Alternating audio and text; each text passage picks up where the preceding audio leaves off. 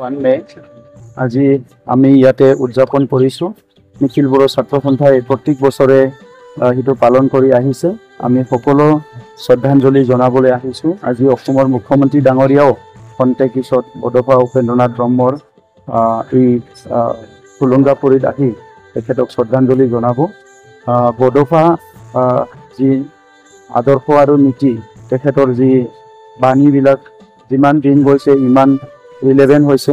সকলো এইটো বিচাৰে কি বডোফাৰ যিটো চিন্তাধাৰা সেইটো নৱপ্ৰজন্মৰ মাজলৈ সেইটো বিস্তাৰ হওক। কাৰণটো হৈছে বডোফা যি সংগ্ৰাম কৰিছিলে ইয়াত সকলো জাতি জনগোষ্ঠীক লৈ কৰিছিলে আৰু বডোফাই কৈছিলে যে জীয়াই থাক আৰু জীয়াই থাকিবলৈ দিয়ক।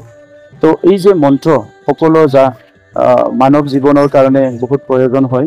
তো আজি আমি বিটিআৰত বডোফাৰ আদৰ্শৰে এটা সুন্দৰ সমাজ গঢ়াৰ ফালে আগবাঢ়ি আছোঁ। সুস্থ সমাজ গঢ়াৰ ফালে আগবাঢ়ি আছোঁ। সকলো জাতি জনগোষ্ঠীক বিশ্বাস আৰু আস্থাত লৈ একেলগে বসবাস কৰাৰ এটা পৰিৱেশ আমি গঢ়িবলৈ পাইছোঁ।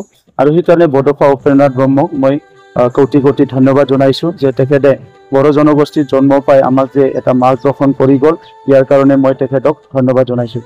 ইয়াত আজি মুখ্যমন্ত্ৰী ছাত্ৰ দিৱস পালন কৰিবৰ কাৰণে ঘোষণা কৰি গৈছে। আজি ইতিমধ্যে ছাত্ৰ দিৱস ঘোষণা হৈ গ'ল। বডোফাৰ নামত ইমান দিনে আমি আন্দোলন কৰিলোঁ, দাবী কৰিছিলোঁ যে বডোফাৰ জন্মদিনটো ছাত্ৰ দিৱস হ'ব লাগে 31 মাৰ্চ।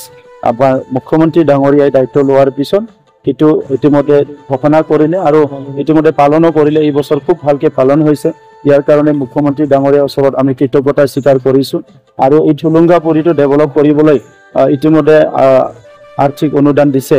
চ' এনেকুৱা কিছুমান কাম কৰি আছে যিয়ে নেকি জাতি জনগোষ্ঠী যিসকলে বঞ্চিত লাঞ্ছিত অনুভৱ কৰিছিলে সেইসকলে এতিয়া সকলো মূল খুঁটিত থাকি কাম কৰিবলৈ চিন্তা চৰ্চা চবে কৰি আছে।